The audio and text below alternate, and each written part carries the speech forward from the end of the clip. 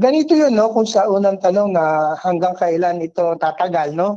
Ang nakaplano na po ngayon ay ang, hanggang December of this year. Opo. Sasapat po ito, para sa ating, mga kadiwa, na kung saan ang mga nagbebenepisyo muna sa ngayon ay ang mga vulnerable sectors 'no, yung senior citizens, solo parent, PWD, 4Ps.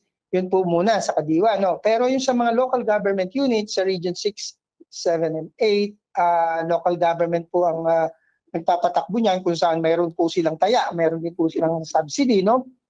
Yan po, ang naiintindihan ko po yung mga unang LGUs na katulad ng Cebu ay para po talaga sa lahat 'no, nakita po natin. So yun po, nasa LGU po yung kanilang partisipasyon, nasa kanila po kung sino po yung gusto nilang, sektor na bigyan. Ayun.